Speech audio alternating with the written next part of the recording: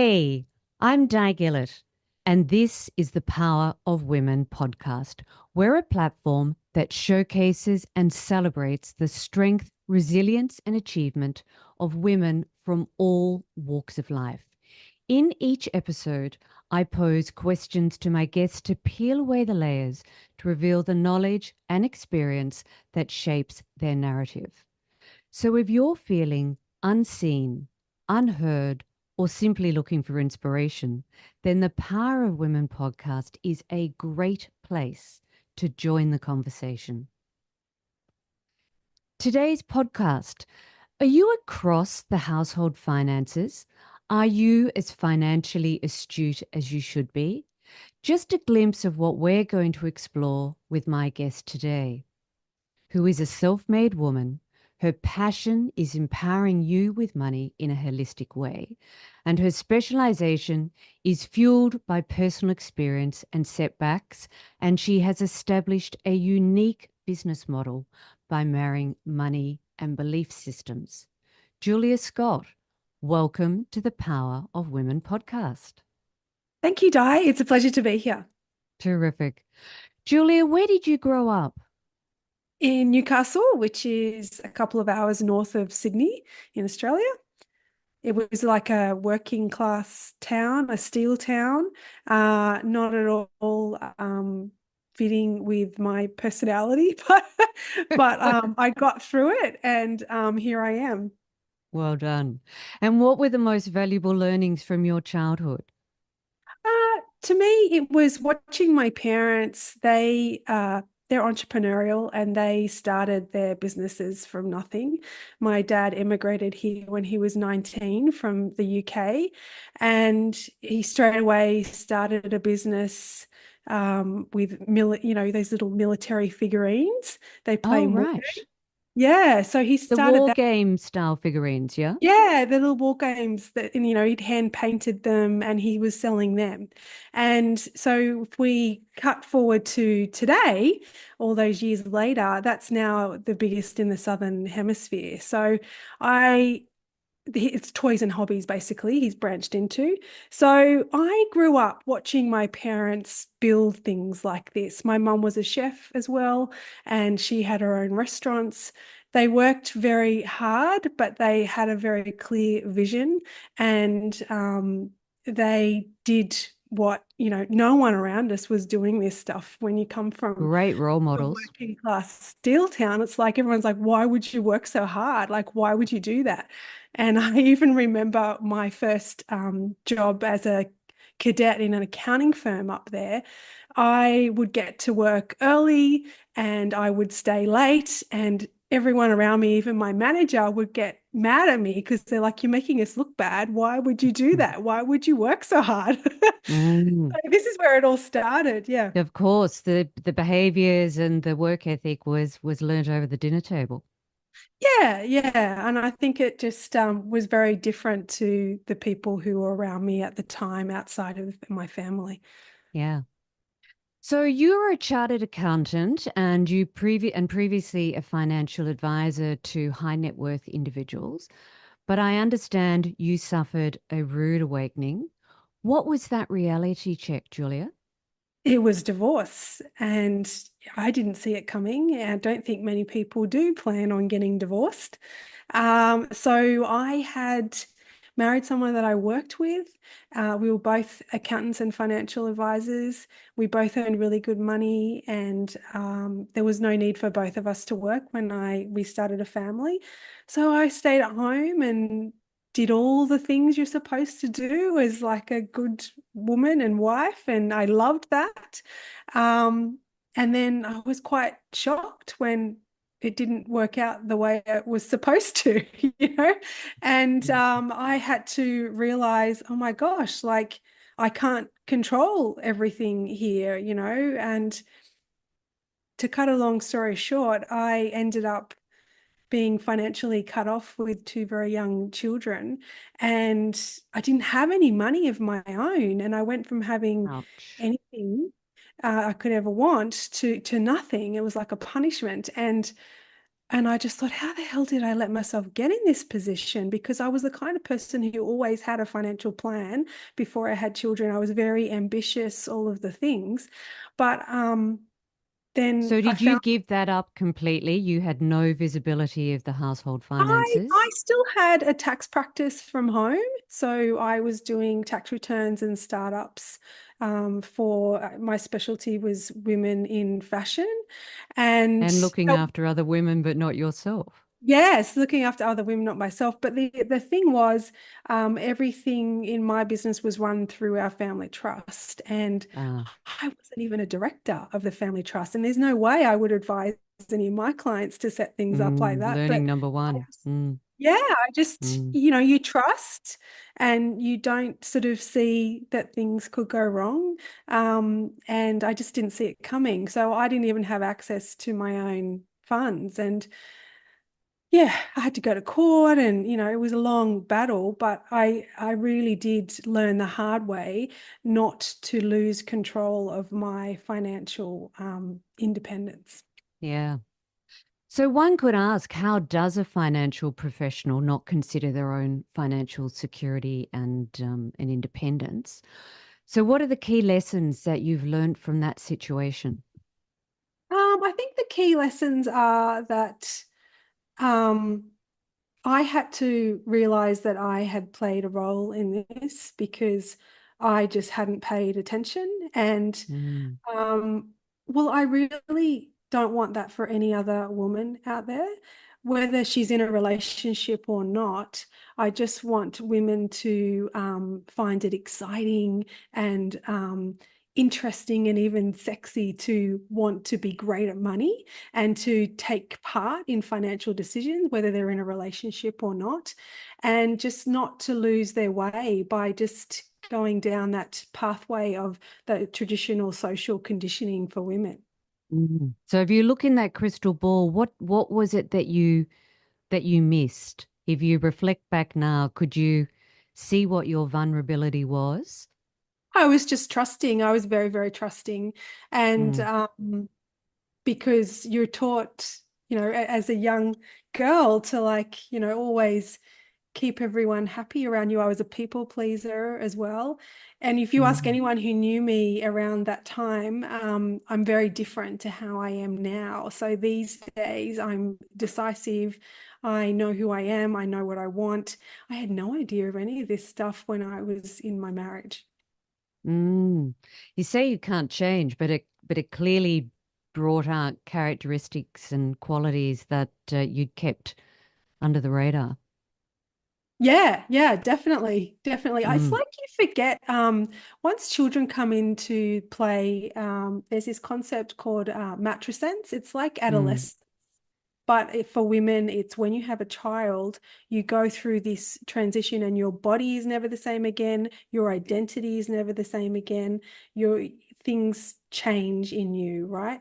So I went through that. And before children, I was very driven. I was very motivated. I was all of the things that I probably am now, but that maternal instinct kicked in, which is wonderful, and I don't Mm. regret that at all. But I totally lost sight of my own Well, you became identity. selfless. You weren't the number one Yeah. priority. Yeah. Mm. Yes, most definitely. Yeah, that Mm. kind of thing. Yeah. Mm. So we've seen this before where women have fallen victim to financial inequity in relationships. How are our money habits and beliefs established? In childhood, so really in the first 7 years of life, what we see and hear and feel going on around us in our family unit, or even people outside of our family on the news, in movies, all of this stuff is establishing your belief system and your blueprint about what's safe to do Mm. and say and be when it comes to money or anything in life, really. Like how you do money is really how you do everything. Mm. So for me, the belief system that I had picked up was obviously working hard for money because I saw my parents working hard. That was one of the negative beliefs that I picked up. And I've had to work hard myself to let go of that so that I can really trust that I can, there's an endless supply of money out there, and there's always another way to make money, and it does not have to be hard at all. This old traditional view of trading time for money, wealthy people don't do that, You and right? I They're, need to talk offline. yeah, yes, definitely. Yeah, definitely. Yeah, yeah, it's interesting. So you've said the biggest shift for me was taking control of my own thoughts and choosing not to be a victim. And there's a Yes. lot in that because the victim piece, covered a number of aspects of your situation. Yeah. How do you stop ruminating in the past and playing the victim?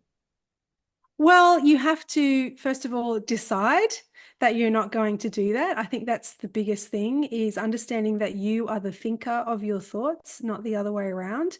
You are not your Mm. thoughts. Thoughts are transient, right? So if you think about it, when you were like 5 years old, the kind of thoughts you were having then are very different to the thoughts you're having now. It's not who you are. It's not your soul. They're transient. They come and go. Things you were thinking about last week, you might not be thinking about now, or even last year. So you're not your thoughts. So that's the biggest thing. You have control of your thoughts, and you can um, find a way to create new ones Mm. that are empowering to you, ones that help you see opportunities instead of being afraid to take risks, ones that help you to move forward rather than stay stuck in the past. What's in the past is the past. You cannot change that. There is no Mm. magic one, no matter how much ruminating and worrying and replaying the situation in your mind No you cancel do. culture in life. No, you can't Mm. change it, right? And all Mm. it does is simply focus more energy and attention on what has happened in the past. And your thoughts and your feelings and your words are influencing how you are acting in now, and therefore your results in the future. So all you can do is be present now, work out who you want to be and who you need to be in order to reach your financial goals, and be that version of you now, because Mm. whatever you're doing and saying in the present now is creating your future. Mm. And if you keep doing things the same way you've always done it, and you keep talking about things the same way you've always talked about it, or worrying about it, it's like negative manifesting, and you are influencing your future. Yeah. So many households do have a structure where the finances are managed in part or in entirety by their partner. Is there a better way for couples to approach their financial responsibilities? Well, I think you definitely need to have those conversations. And if you can't have those conversations, then that itself is a red flag. It's like, Mm. why would you want to be in a relationship with someone when you can't be yourself and you can't have conversations? So, the other thing to realize is you cannot change other people. All you can do is change yourself. You can't control other people. And a lot of the time we project these concerns onto other people, going, well, he or she needs to do this or that, or they should stop doing that. It's really easy for us to see what other people need to do to be better at something. But Mm. what that is just a deflection of Mm. looking at ourselves. And most of the And time, nobody whatever wants we're to be trying to told fix, what to do either. So no, that creates its own no, conflict. nobody wants Yeah. to. Yes, and they're never, it's hard enough to change yourself, let alone if someone else tells you to change. Unless you really want it, it's not going to happen. Yeah. So you need to understand that change is good, and all you can do is be the that you lead by example, right? You be the Mm. version of you that you want to be to get your finances in order. And by osmosis, your partner will notice this. And if you've already tried having the conversation and not responsive, you can't do anything about that. But you can be that new version of you, and they will see that, and they will notice it, and then they will go, oh, this is actually working for her. Maybe I should try this too. You can lead a horse to water, but you can't make it drink. Yeah. Yeah. Terrific. Well, Julia, Yeah. coming up, we're going to talk more about our relationship with money and how we get control of our finances.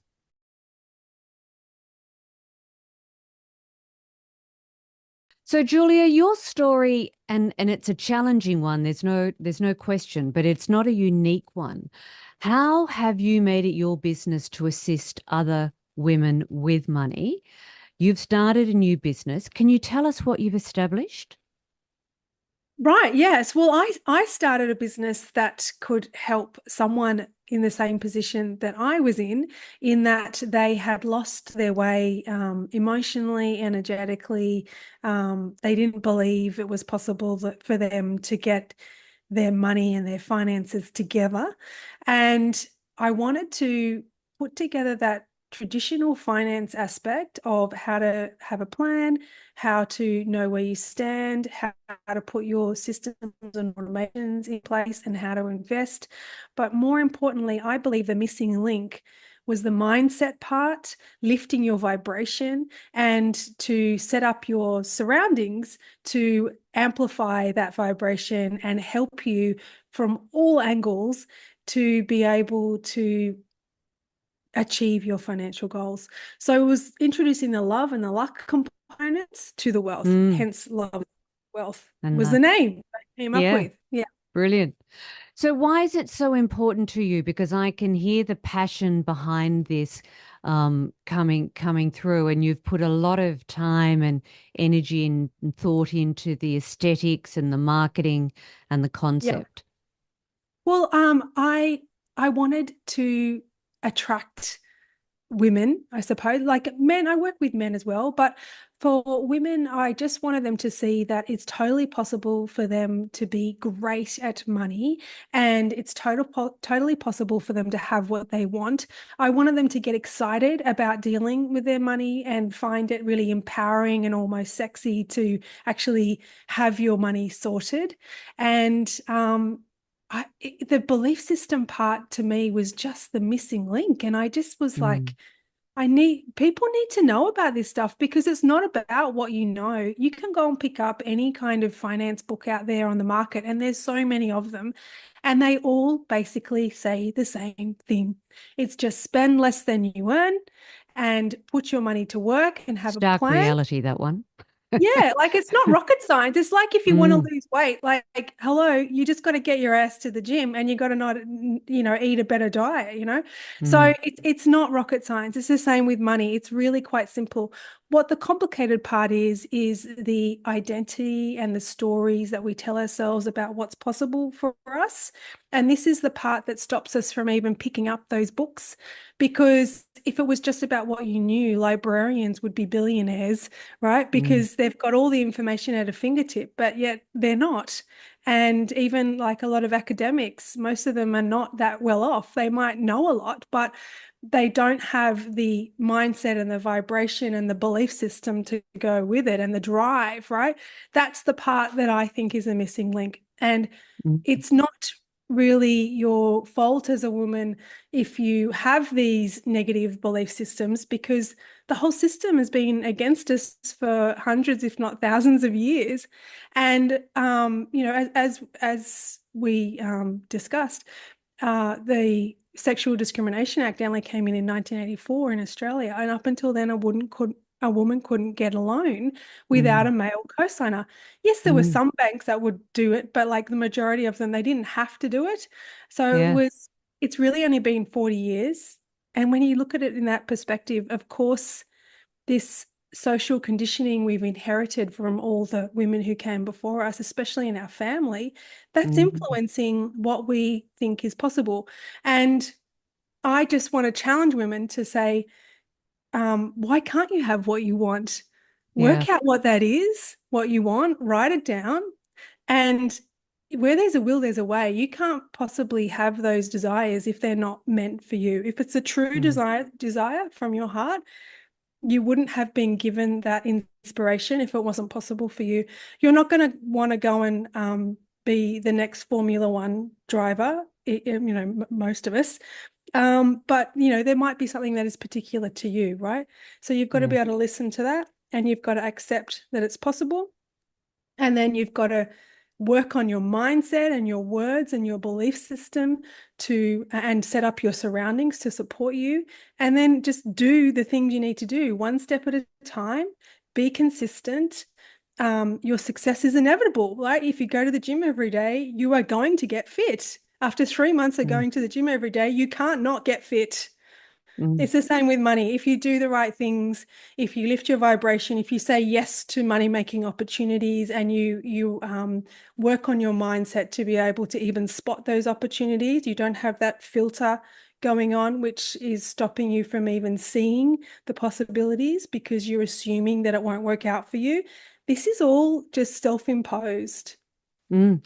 So how do we stop or how do we change the mindset of banks? Because you touched on it before, and I know in my own right, in as a young professional in the 90s going to get a home loan, I had to provide a male guarantor, who in that instance was my father, because otherwise they wouldn't have acknowledged even my income, which was sufficient at the time to get the loan. And then even today, with a private bank relationship with one of the big four, with savings that are in my name, not in the household name, the Yeah. bank will still put through, private bank will still put through a phone call to my husband to talk to him about our saving strategy with money that is not his. Now, that, I mean, we could, for all they know, we could be separated and he may not know that I have this money. So, what do we have to do to change banks to support everything that you're talking about? Well, I think the banks are going to get a rude awakening. And there was a McKinsey report that came out in the US in the last 5 years, and it said that by the year 2030, two-thirds of America's wealth will be in the hands of American women. Now, that's Mm, massive, and we are on mm, track to meet that. And Australia is not far behind. Now, everything's shifting very, very quickly. So, as we mentioned, up until 1984, a woman couldn't get a loan independently. Um, mm, and so you've got that change in the last 40 years. You've got women starting businesses at a faster rate than men. You've got the baby boomers living longer than their partners, and they're inheriting money, and they're also divorcing at a higher rate because they're not putting up with stuff anymore. mm, So this is how wealth is getting into the hands of women. So it's a massive, massive shift, and the whole of the finance industry needs to start realizing that mm, women are basically 51% of the population. And if you look at a lot of their marketing and the energetics of their wording and their marketing, it's not always female friendly. And that those stereotypes a lot of the time are played out there. Even looking at setting, like I was helping, I was talking to NAB Trade a couple of years ago about exactly this, right? And I was mm, reviewing their system. And when they give you sample data on how to put together a share trade on their share trading platform, the sample data was John Doe. And I'm of like, what course. are you doing? Like, stop. Like, straight away, why Yeah, are you picking a man? Like, all of yeah. these little tiny little, they're all compounding and they stack on Of each other. course they are. Doesn't When you sound hear it, significant, but when no. exactly when you compound it, it Yeah. is. Are we going to get to a point like with gyms where there's going to be an all-female bank because females don't trust males with their money? I mean, is it going to be as I don't think extreme it as that? needs to be like that. And I definitely, I don't think it's an us versus them. I think No. like I do love the masculinity of all of that, but it's just about opening the playing field and being aware of the Mm, language that's being used and the colors and the branding, all of those little tiny things, just that awareness. And most of the time, 70% of financial advice out there and marketing is written by white old men for white mm, old men. So when you look at the financial services industry marketing, most of it is about what to do with your superannuation, for example. And a lot of women don't have superannuation because they haven't had that consistent flow of income and employment. And they mm, don't have the same pot that men have, and the consistent income that's still coming in. So it's a whole different way of managing money. So for a lot of women, they come into money through a lump sum, like an inheritance or a divorce, or, they've just started a business and yes, it started to take off, but most of the time it's a lump sum, and that lump sum is toxic because it's come from trauma. And Mm. if you ask a lot of financial advisors, they get very frustrated with these particular kinds of women because they don't do what they're told to do, and they don't sign the documents in time. They put it off and they delay, they procrastinate, because guess what? They don't want to be reminded of that time in their life. And analytically, they know what they should be doing, but subconsciously and emotionally, there's this sabotage going on. And until you And start probably a lack of trust too, because it's addressing, possibly come through, if you say it's come through trauma, they're not trusting the advice no, they're getting because they don't trust no, where it's even come from. there's a lot of different layers to this die. There's also the fact Mm, they think that this is just a one-off. So, they've got to hold on to it really tight and this is all they're going to get. But it's just not true. There is an unlimited supply of money out there in the world, and you having more does not mean someone else has less. In fact, it's quite the opposite. You having more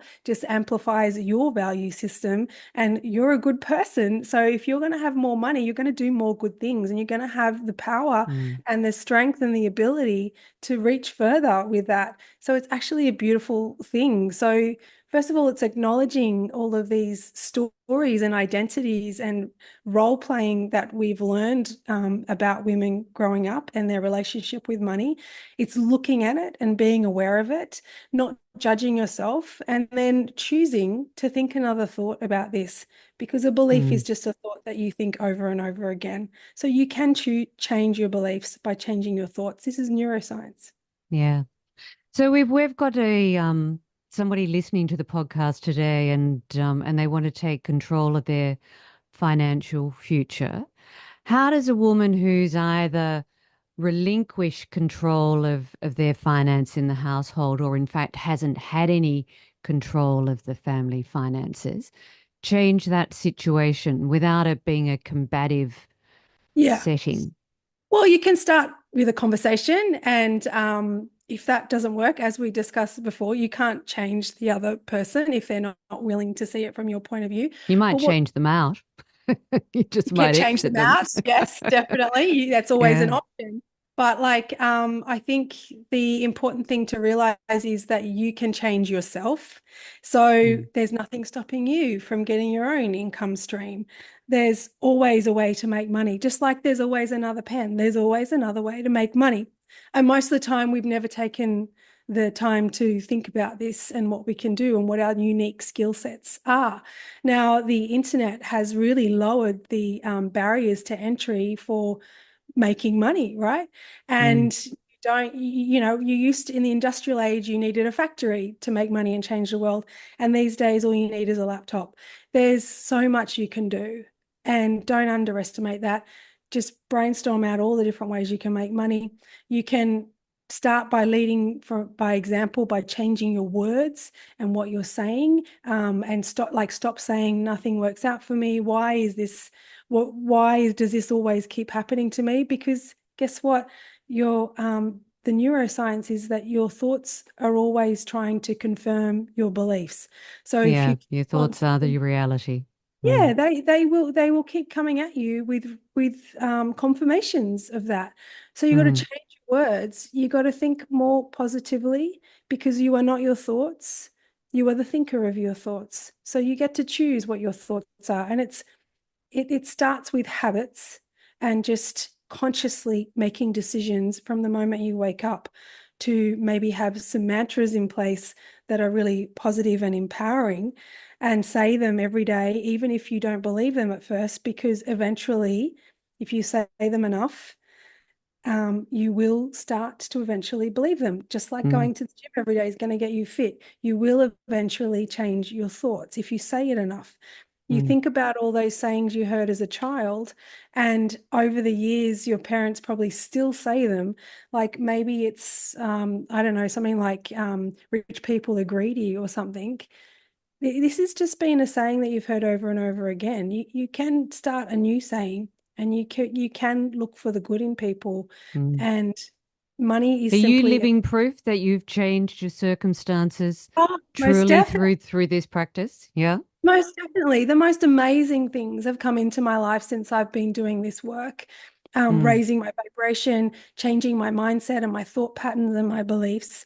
And like avalanches of money have come to me. I truly follow my intuition now. I don't follow my head. I follow my intuition. I never make a decision out of fear because it's always the wrong decision, especially when it comes to money. Like you mm, think about it. If you can mm. think of a decision in the past when you made the decision you thought was right on paper, but it felt wrong, it probably still was wrong, right? Yeah. But you think back to a decision you made when you followed your heart, even though everyone around you told you it was wrong, and you never regret that. Mm, it's It's fantastic. Yeah, women are very powerful. And I think we forget this. You go back to the days of the witch trials when it was beaten out of us that, like, this intuition and this superpower that we have, we're the creators of life. We're Mm, actually have a super powerful intuition and we've forgotten how to use it. yeah. So if you were to pay forward all of this rich lived experience that you have to somebody listening to the podcast today, Julia, what would be the most salient point you'd have to pay forward to that audience? I would say know what you want, decide on what you want, write it down because you're 42% more likely to reach your financial goals just by writing them down. It's massive. Mm, You'd be surprised how many people haven't even thought of their financial goal or they're too scared of it. And that says to me that there's a money block at play because if you can't even have a conversation in your own mind or about what you want, it tells me that you don't even believe it's possible for you to have what you mm, want. So that in itself is just, um, it's such a small exercise and it's really easy to do, but people don't do it. So mm, start by doing that. And if you are having trouble coming up with something, ask yourself, why is this the case? Like uncover all of these underlying thoughts and beliefs about why it's not possible for you to have what you want, because it's just not true. This is something that you've learned. You are able to have whatever you want. And first of all, you have to be able to say it out loud and you have to mm, actually believe in it. And then you have to actually take the first step. And it will be scary because it's something you haven't done before. It's change. But change is where all the magic happens. All the magic happens outside of your comfort zone. And what got you here won't get you there. mm. You really do need to do something differently in order to move to the next level. Yeah, And I believe that starts with your having a goal and having the belief system to back it. brilliant. So with all the hard work that you've done, what's a phrase that defines you today? I think the biggest phrase that has been of use to me is a mantra that I started saying to myself years ago, which is everything is working out for me now. And Mm, it's true. Everything, even bad things in your life, they're all here to shake you up and move you to a different direction. mm, And if you can shift your perspective and start seeing life from a positive angle instead of what's going wrong all the time, you will start to spot all the opportunities and because, you attract different people into your world when you're oh, projecting uh, that outwardly, don't you? yeah. Oh, so many Mm, different people, like so many beautiful synchronicities will come into your life. And the thing, you can't make this stuff up. Beautiful things mm, happen. And mm, you meet the right people at the right mm, time. And you just, maybe if you're manifesting and setting intentions to bring in the money, maybe there's like a tax refund that comes through that you weren't expecting. Or for me, when I started doing this work, I had an inheritance come in that was totally unexpected from a living relative. And mm. And that's unexpected and because that totally, doesn't happen. Mm. no, yeah. Or And this not typically. no, yeah, and this has happened to a lot of my clients as well. I had one particular client, and she set a goal to receive 100,000, and she thought this was coming through her business because that was originally kind of the angle she was The coming from. target. Mm, And then she rang me up And she's like, you're not going to believe this. She says, I'm still struggling to get my head around this. So some aunt from the UK had just emailed her and said, I'm decided to give everyone an inheritance early. Wow. And I'd be petrified of clicking on a link these days if that Yes, happened, it that was it's like a that. scam. It was like Yeah. that because she hadn't heard from Yeah. this aunt Wow. for so long. She thought it was a scam. So she rang them. She rang her cousin or something, and he's like, yeah, no, this is legit. And it was like six figures. Good heavens. You can't make this stuff up. It comes in the most magical ways. And unless you open the door Mm. by even just allowing yourself to believe that this is possible, then how can it get to you? The universe is always conspiring to help you. We're the ones who's blocking it. Well, we're going to put your details and the name of the business and everything in the show notes for this episode, Julia, so that people can find you, and if they are looking to have a conversation to change their financial fortunes and their relationship with money, um, they've got a way back to connect with you. So thank you so much for joining me today on the Power of Women podcast. And if you've enjoyed this episode as a listener, please be sure to share it with somebody else, because that's how we power the podcast. You can also watch us on the YouTube channel, Power of Women Podcast. You can connect with me via my website, powerofwomen.com.au, or follow me on the socials on LinkedIn, Instagram, and Facebook. Until next time.